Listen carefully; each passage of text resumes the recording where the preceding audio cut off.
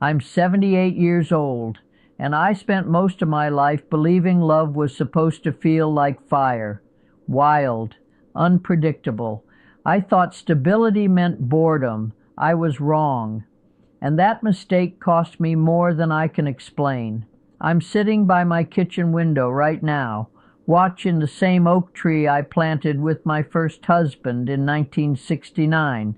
Its branches are thick, steady, unmoving, even when the wind howls.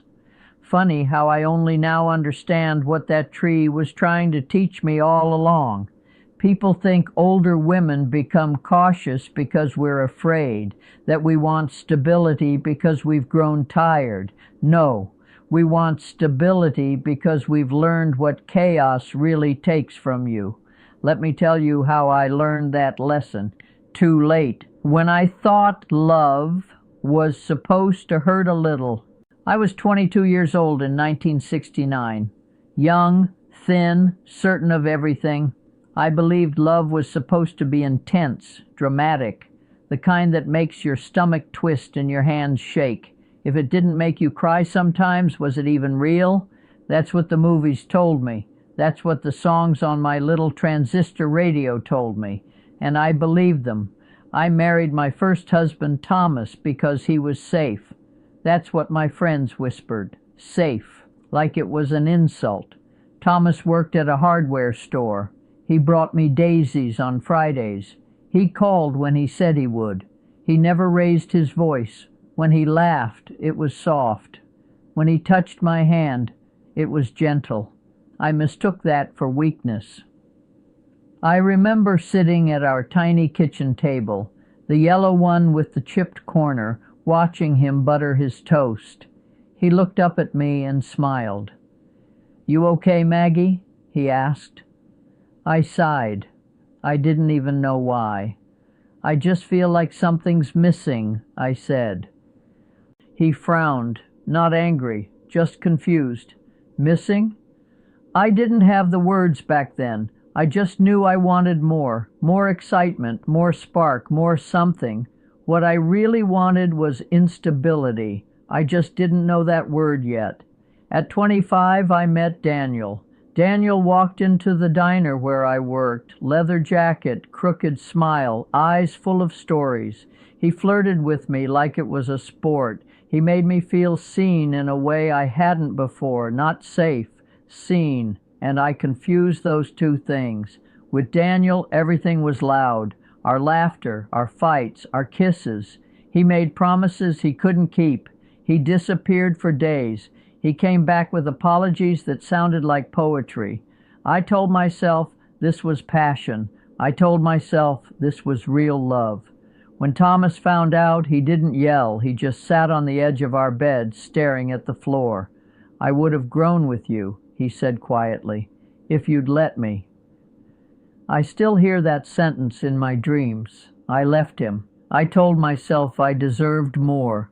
When I chose fire over warmth, Daniel and I moved into a tiny apartment above a bakery. Every morning smelled like sugar and yeast. I thought it was romantic, but romance doesn't pay rent. He couldn't keep a job, always had a reason, always had a story. I worked double shifts. I came home exhausted. Sometimes he was gone. Sometimes he was asleep. Sometimes he was angry. When he loved me, it was overwhelming. When he didn't, it was devastating. I thought that was normal. One night in 1976, I was sitting on the bathroom floor, holding a positive pregnancy test. My hands were shaking so badly I dropped it twice. When I told Daniel, he stared at me like I'd just handed him a prison sentence. "This isn't the right time," he said. I laughed. A broken laugh. "There's never a right time for you." He left 2 weeks later. No note, no goodbye. I named my son Benjamin. I was 29 and terrified. That was the first time I realized stability wasn't boring. It was oxygen. But I still didn't fully understand it. I dated men who made my heart race and my stomach ache. Men who were charming, complicated, emotionally unavailable. I told myself I was strong, independent, modern. In reality, I was tired, but I didn't know how to choose differently, not yet. When I finally felt the weight of it, all by the time I was 45, I had been married twice more. None of them lasted. I became very good at starting over. New apartments, new dishes, new curtains, new last names. I told people I liked freedom, but freedom felt lonely at 2 a.m. Benjamin grew up watching me pack boxes, watching men come and go, watching me cry quietly in the kitchen when I thought he was asleep. One night when he was 14, he stood in the doorway and said, "Why do they always leave, Mom?" I didn't have an answer. That question followed me for years. When I turned 50, my mother died, and I realized something terrifying. I had no one to call first. Not really. No one who knew my rhythms, my quiet, my habits. No one who could tell when I was pretending to be okay. I had lovers. I had friends.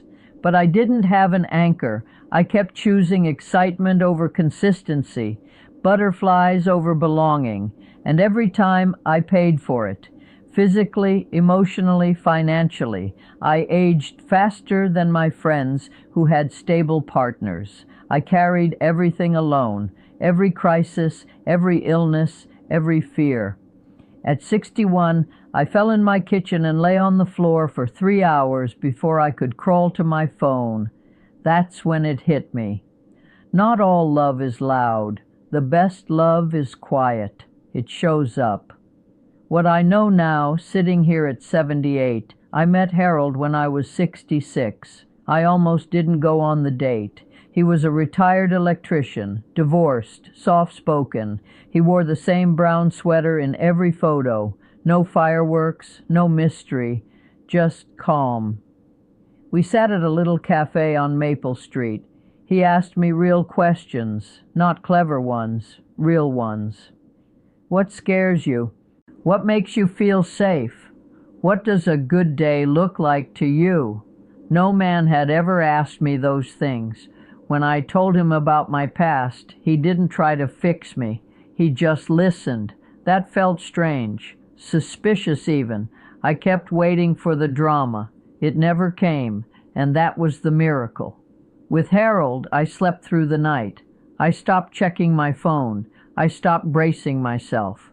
Love wasn't supposed to feel like anxiety. I wish I had known that sooner.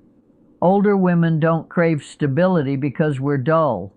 We crave it because we've survived chaos. We've paid the price. We've learned that consistency is romance, that reliability is intimacy, that peace is passion, just quieter. If I could go back, I wouldn't chase the fire. I'd choose the warmth every time. If you're younger than me, please listen. Don't confuse intensity with love. Don't confuse chaos with connection. You still have time to choose differently. I don't. If this story made you feel something, share it with someone who needs to hear it. And stay close. There's more I wish someone had told me sooner.